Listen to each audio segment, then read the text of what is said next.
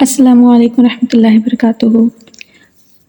آج میں آپ کے ساتھ شیئر کروں گی کہ جس کو ہم شیطان کہتے ہیں ہماری زندگی میں بہت بڑا کردار ادا کرتا ہے راستوں سے ہٹانے کے لیے۔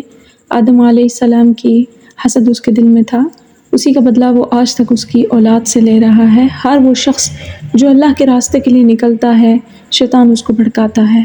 یہ شیطان تھا کون؟ یہ شروع سے ہی ایسا ہے یا اس کا کوئی اور راستہ تھا؟ یہ شروع سے کیسا تھا؟ یہ دکھنے میں کیسا تھا؟ یہ اعمال میں کیسا تھا؟ ابلیس جس کو شیطان کہا جاتا ہے یہ فرشتہ نہیں تھا بلکہ ایک جن تھا جو آگ سے پیدا ہوا تھا، لیکن یہ فرشتوں کے ساتھ ملا جلا رہتا تھا اور دربار خداوندی میں بہت مقرب اور بڑے بڑے بلند درجات اور مراتب سے سرفراز تھا۔ تفسیر میں ہے کہ ابلیس سب سے پہلے جن تھا، یعنی تمام جنات کے باپ جو مارج تھا اس کے پوتے کا بیٹا تھا۔ حضرت کعب احبار رضی اللہ تعالیٰ عنہ کا بیان ہے کہ ابلیس جو ہے 40,000 برس تک جنت کا خزانچی رہا، 80,000 برس تک ملائکہ کا ساتھی رہا، 20,000 برس تک ملائکہ کو واعظ سناتا رہا، 30,000 برس تک مقربین کا سردار رہا، 1,000 برس تک روحانین کی سرداری کے منصب پر رہا، 14,000 برس تک عرش کا طواف کرتا رہا۔ پہلے آسمان میں اس کا نام عابد تھا، دوسرے آسمان میں اس کا نام زاہد، تیسرے آسمان میں عارف، چوتھے آسمان میں ولی، پانچویں آسمان میں تقی اور چھٹے آسمان میں خازن تھا، ساتویں آسمان میں عزازیل تھا اور لوح محفوظ میں بھی اس کا نام ابلیس لکھا ہوا تھا، اور یہ اپنے انجام سے غافل اور خاتمے سے بے خبر تھا۔ اللہ تعالیٰ نے جب حضرت آدم علیہ السلام کو سجدہ کرنے کا حکم دیا تو ابلیس نے انکار کیا۔ حضرت آدم علیہ السلام کی تحقیر اور اپنی بڑائی کا اظہار کر کے تکبر کیا، جس کی وجہ سے اللہ تعالیٰ نے عالم میں اس کو اپنے دربار سے نکال دیا، مردود بنا دیا اور دونوں جہانوں میں ملعون فرما دیا، اور اس کی پیروی کرنے والوں کو جہنم میں عذاب نار کا سزاوار بنا دیا۔ چنانچہ قرآن میں ارشاد ہوتا ہے، ترجمہ یہ ہے، کس چیز نے تجھے روکا تھا کہ تو سجدہ نہ کر؟ جب میں نے تجھے حکم دیا تو ابلیس کہنے لگا کہ میں اس سے بہتر ہوں کیونکہ تو نے مجھے آگ سے بنایا ہے اور اسے مٹی سے بنایا ہے۔ فرمایا تو یہاں سے چلا جا۔ اللہ کا حکم ہوا تو اتر جا اپنے منصب سے، یہاں رہ کر غرور کر، تو نے غرور کیا ہے یہاں رہ کر، تو یہاں سے نکل جا اور ذلت والوں میں ہو جا۔ پھر اس نے اللہ سے کہا کہ مجھے تو فرصت دے اس دن تک کے لیے جب تک کہ لوگ دوبارہ اٹھائے جائیں گے، یعنی قیامت تک کے لیے۔ اللہ تعالیٰ نے فرمایا میں نے تجھے مہلت دے دی۔ پھر اس نے کہا قسم اس کی کہ تو مجھے گمراہ کیا ہے، میں تیرے سیدھے راستے سے لوگوں کو گمراہ کروں گا، میں ان کی طاق میں بیٹھوں گا، میں ان کے پاس آؤں گا، تیرے لوگوں کے پاس، آدم کے لوگوں کے پاس آؤں گا، آدم کی اولاد کے پاس آؤں گا، ان کے دائیں طرف سے آؤں گا، ان کے بائیں طرف سے آؤں گا، اکثر ان میں سے شکر گزار نہیں ہوں گے۔ اللہ تعالیٰ نے فرمایا یہاں سے نکل جا، میرے در سے تو رد ہو چکا ہے، ملعون ہو چکا ہے۔ جو بھی تیرے جیسا عمل کرے گا، تیرے راستے پر تیرے کہنے پر چلے گا، میں تجھے اور ان سب کو جہنم سے بھر دوں گا۔ قرآن مجید میں مختلف الفاظ اور متعدد طرز بیان کے ساتھ ساتھ مقامات سورہ بقرہ، سورہ اعراف، سورہ حجر، سورہ بنی اسرائیل، سورہ کہف، سورہ طٰہٰ اور سورہ صاد میں بھی اس دل ہلا دینے واقعے کا تذکرہ مذکور ہے۔ اس سارے معاملے میں ایک درس سے ہدایت تو ہمیں یہ ملتا ہے کہ کبھی اپنی عبادتوں اور نیکیوں پر گھمنڈ اور غرور نہیں کرنا چاہیے، اور کسی گناہ گار کو اپنی مغفرت سے کبھی مایوس بھی نہیں ہونا چاہیے، کیونکہ خاتمہ کیسا ہوگا عام بندوں کو اس کی کوئی خبر نہیں ہوتی۔ نجات اور فلاح کا دار و مدار در حقیقت خاتمہ بالخیر پر ہی ہے۔ اگر بڑے سے بڑے عابد کا خاتمہ بالخیر نہ ہوا تو وہ جہنمی ہے، اور اگر بڑے سے بڑے گناہگار کا خاتمہ بالخیر ہو گیا تو وہ جنتی ہوگا۔ دیکھ لو یہ عزازیل یعنی ابلیس جو تھا کتنا بڑا عبادت گزار اور کس قدر مقرب اللہ کے دربار میں مقرب تھا، مگر انجام کیا ہوا؟ اس کی ساری عبادتیں غارت اور اکارت ہو گئی اور وہ دونوں جہانوں میں ملعون ہو کے عذاب جہنم کا حقدار بن گیا، مگر وہ اپنے انجام اور خاتمے سے بالکل بے خبر تھا۔ حدیث شریف میں آتا ہے کہ ایک بندہ اہل جہنم کے اعمال کرتا رہتا ہے حالانکہ وہ جنتی ہوتا ہے، اور ایک بندہ اہل جنت کے عمل کرتا رہتا ہے حالانکہ وہ جہنمی ہوتا ہے۔ تو فرمایا انما الاعمال بالخواتیم، یعنی عمل کا اعتبار خاتموں پر ہے، لہٰذا جب بھی کوئی عمل کیا جا رہا ہے اللہ تعالیٰ اس کی اخیر اچھی کرے، تمم بالخیر، اس کا خاتمہ خیر کے ساتھ ہو۔ ہماری اعمال جو ہماری زندگی کے چل رہے ہیں، کوئی لوگ بہت سخی ہوتے ہیں، کوئی لوگ بہت زیادہ دیندار ہوتے ہیں دکھنے میں، لیکن ان کے دل میں کہیں تکبر کا ذرہ ہوتا ہے، وہی تکبر ان کے خاتمہ خیر بننے میں رکاوٹ ہو جاتا ہے، اور وہ اسی چیز کا عذاب سہتے ہیں کیونکہ کہیں نہ کہیں ان کے دل میں تکبر اپنی نیکیوں کا رہتا ہے۔ یہ صفت ابلیس کی ہے۔ ابلیس اپنی نیکیوں پہ اکڑا کرتا تھا۔ ابلیس نے ہمیشہ یہ سوچا کہ میں جتنا مقرب ہوں میں کبھی اس جگہ سے گر ہی نہیں سکتا، میں یہاں سے ہٹ ہی نہیں سکتا، میں تو اس سے اوپر ہی جاؤں گا، نیچے تو جا ہی نہیں سکتا۔ اللہ جانتا ہے کہ اس کے دل میں اس کے اعمالوں نے ایک عجیب محل تیار کیا ہوا تھا اس کو اچھا دکھانے کے لیے۔ یہی بات آج ہماری زندگیوں میں بہت چل رہی ہے۔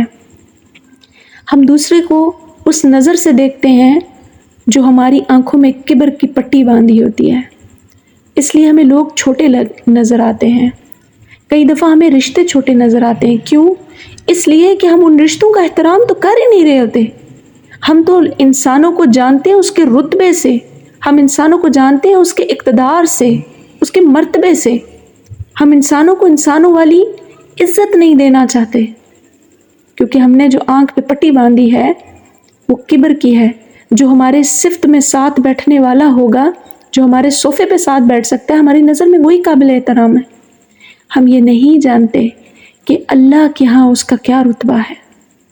بہترین شخص وہ ہے جو اگر کسی سے محبت بھی کرے تو اللہ کے لیے، اور اگر کسی کو چھوڑے تو تب بھی اللہ کے لیے۔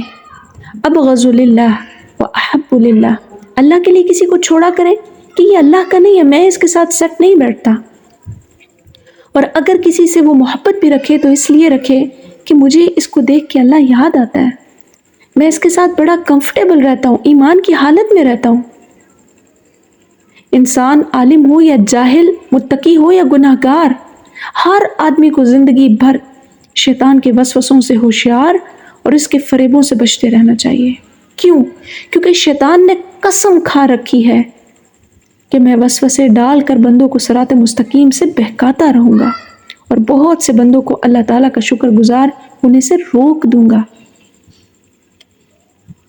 اور یہی شیطان جب حشر میں کھڑا ہوگا تو لوگوں کو کہے گا فَلَا تَلُومُونِي وَلُومُوا أَنفُسَكُمْ، مجھے ملامت نہیں کرو، میری جانوں کو ملامت نہیں کرو، میں تو تمہیں خیال ڈالتا تھا، اختیار تو تمہارے پاس تھا، اور تم نے میری ہر بات کا اختیار ڈالا، جبکہ اللہ نے تمہیں قرآن میں کھلا بتایا، انبیاء نے تمہیں کھلا بتایا کہ میں تمہارا دشمن ہوں۔ ابلیس آیات قرآنی میں اس کو کس طرح سے بیان کیا گیا ہے؟ اللہ تعالیٰ فرماتے ہیں آگاہ ہو جاؤ، الرٹ ہو جاؤ، شیطان کا گروہ گھاٹا اٹھانے والا ہے، شیطان کے کردار ادا کرنے والا، شیطان کے عمل ادا کرنے والا، وہ سب شیطانی گروہ میں ہوں گے، اور شیطان کو کسی طرح بھی نفع نہیں ہوگا، گھاٹے کا سودا ہوگا۔ پھر اللہ کہتا ہے کہ سورہ یوسف میں کہ لوگوں یاد رکھو شیطان انسان کا کھلا دشمن ہے، کھلا وار کر رہا ہے، اللہ نے بتا دیا ہے اس کی چالیں، اس کے راستے، اس کا مکر، اس کا فریب، وہ دل میں وسوسہ کیسے ڈالتا ہے، دل کو بے چین کیسے کرتا ہے۔ اور سورہ نمل میں آتا ہے کہ شیطان انسان کو اس کے اعمال، اس کی نظروں میں حسین حسین کر کے دکھاتا ہے، اس کے بد اعمال بھی حسین بنا کے دکھاتا ہے، اس کی بد اخلاقیاں بھی اس کو اونچی کر کے دکھاتا ہے، وجوہات بنا دیتا ہے، حجتیں اس کو دے دیتا ہے، اس کو کہتا ہے تم یہ کام اس لیے نہیں کر سکتے کہ تمہارے پاس اچھا آج کل یہ مسئلہ ہے، اس کو خود اس کے ذہن میں جھوٹ کو پکا کر دیتا ہے۔ سورہ اعراف میں آتا ہے کہ اللہ تعالیٰ فرماتے ہیں اے اولاد آدم خبردار ہو جاؤ اس بات سے کہ شیطان تمہیں راستے سے ہٹا دے، شیطان اور اس کے قبیلے والے تمہیں دیکھ رہے ہیں، تم اس طرح ان کو نہیں پہنچ سکتے لیکن وہ تمہیں ہر وقت تمہارے پیچھے لگے ہوئے ہیں، ان کی فوجیں تمہارے ساتھ لگی ہوئی ہیں ان راستوں پر کہ کسی طرح تم کامیابی کا راستہ اختیار نہ کر لو، کہیں تم اللہ والے نہ بن جاؤ۔ اللہ والے بننے کے بعد بھی اس کی چالوں کی فریکوینسی چینج ہو جاتی ہے، پھر وہ یہ نہیں کہتا جھوٹ بولو، پھر وہ یہ کہتا ہے ہاں تم بہت اچھے عالم ہو، ساری دنیا گناہ گار، ایک تم ہی اچھے ہو۔ وہ تمہیں کبر کا راستہ دکھا دیتا ہے، متکبر بنا دیتا ہے، حلاف بنا دیتا ہے، حماز مشاء بنمیم بنا دیتا ہے۔ پھر اللہ تعالیٰ سورہ زخرف میں فرماتے ہیں جو شخص بھی اللہ کے ذکر سے غافل ہو جائے اللہ اس کے لیے ایک شیطان مقرر کرتا ہے، اور اس شیطان کو یہ ہر شخص کے ساتھ ہے، اس کو کہتے ہیں قرین، وہ ہر وقت اس کا ساتھی ہوتا ہے، اس کا ہم نشین ہوتا ہے، اس کے اندر کی جس کو ہم ذات کہتے ہیں نا، اگر آپ سمجھنے کے لیے یہ سمجھ لیں کہ اس کو ہم ذات کہیں گے، اس کے اندر کا ہوتا ہے، اس کا ضمیر ہوتا ہے۔ انسان جتنا اس کو کھینچ کر رکھتا ہے یہ سیدھا چلتا ہے، جیسے ہی اس کو خواہشات کی پٹڑی پر چھوڑ دیتا ہے یہ انسان کو خوب ذلیل کرتا ہے، خوب ذلیل کرتا ہے، دنیا میں بھی رسوا کرتا ہے، آخرت میں بھی ان لوگوں میں شامل کروا دیتا ہے جو شیطان کا گروہ ہے۔ اس لیے اس قرین کو سنبھال کے رکھیں، خود سے خود کا اسی لیے تو کہا گیا ہے نا خود کا خود محاسبہ کریں تاکہ یہ قرین کہیں موٹا نہ ہو جائے، کہیں یہ بڑھ نہ جائے، کہیں یہ آپ کی شخصیت سے آگے نہ نکل جائے اور آپ کا ایمان کہیں دبا ہوا ہو اور ہر جگہ صرف قرین نظر آ رہا ہو۔ پھر سورہ فرقان میں آتا ہے کہ انسان کے پیچھے شیطان ہر وقت لگا ہوا ہے، ہر وقت شیطان انسان کے پیچھے لگا ہوا ہے، چھوڑتا نہیں ہے، اس کو کسی بھی حال میں نہیں چھوڑتا۔ سورہ نساء میں آتا ہے شیطان کا ایک ہی مقصد ہے اور وہ یہ مقصد ہے کہ انسان کو رسوا کر دے، رسوا کرنے کے پیچھے لگا ہوا ہے، اللہ کی نظر میں رسوا کرے، دنیا میں رسوا کرے، آخرت میں رسوا کرے۔ اور شیطان ان لوگوں سے جتنے بھی وعدے کرتا ہے وہ دھوکے سے کے سوا کچھ بھی نہیں ہے۔